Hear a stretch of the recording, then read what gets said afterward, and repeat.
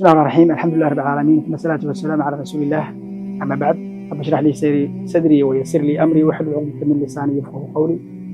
halkan waxaan rabay fariin yar inaan ugu diro waalidiinta iyo macallimiinta iyo barayaasha iyo inta badan bulshada meesha dadka ilidka ah ee wax soo barbaariyo ayaan jeclaan lahaa fariinta inaan runtii u faro.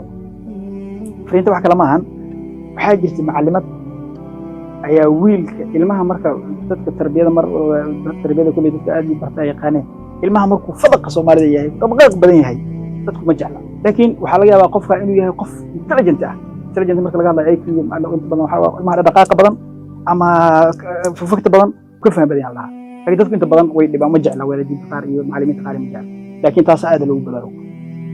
marka wiil ayaa iskuul dhiganayay, macallimadii fahmi weysay, wiilkii macallimadii waxay u wacday waalidkii ilmaha dhalay, warqadii u dirtay u geeyay hooyadaha ay imaatay, wiilkii hooyadiis way imaatay, macallimadii wiilkii hooyadiis waxay ku tiri waalidow ilmahaaga waa dhib badan yahay, waa qaylo badan yahay, galaaska waa laga fadhin leeyahay, marka waxaan ka dalbanaynaa inaad kiniiniyo siiso oo aad isbitaal geyso oo canugan oo degan loo keeno. marka maamadii waa yahay tiri waan sameynaa, laakiin waxay leeyihiin marka hal shardi la rabaa. marka halka shardi waxay tahay wiilka markuu kiniiniga oo la siinayo isbitaalka loo soo qaado kiniiniga la siinayo waa in uu macallinka xafiiskiisa tagaa, biyaha ka soo qaataa, kiniiniga la siiyaa uu meesha ku soo cunaa bas waaye. marka xilliga break la soo baxo ayuu wiilka intuu kiniiniga soo qaato ayuu macallimadana shaah inuu u soo sameeyo, biyahana ka soo qaata meesha, waxaan ku dhahay ayaa ciqaab looga dhigay waayo dhahay way soo aqbal.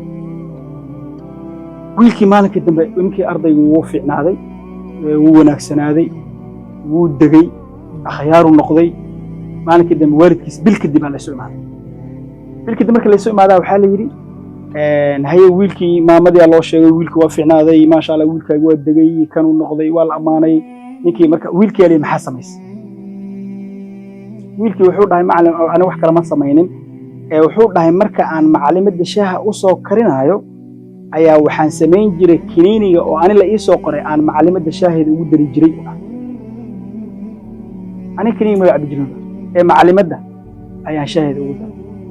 isbedelka marka kuma dhicin arday wuxuu ku dhacay macallimiinta. intee macallin maanta asagoo khaldan ardayga ku dhacdaynayo leeyahay waraa ana macallin khaldama maxaan aaminsanahay ma khaldame, waxaan ku dhahay la macnaanta ma caadiyash waa khalad. inaga waalidka waxa ka soo qaada waxa halaysay ilmahaaga adiga waalid waa khaldami kartaa, waa inaan u diyaarino ilmaheena iyo mustaqbalkeena inuu qofku nala niqaashi karo, nala waxna weydiin karo, nasiixi karo, khaldi karo. macallin saan ma laguma dhihi karo. marka raalli ahaada culimo insha Allah taala aad baad u mahadsantihiin. intaasna waa iga dardaaran iyo inaan bal in ku baraarugno bulshadeena xaalkeeda iyo waalidda tahay iyo haddaad macallin tahayba inaad taas lagu baraarugsanaado. aad baad u mahadsantihiin. assalaamu calaykum waraxmatullaahi.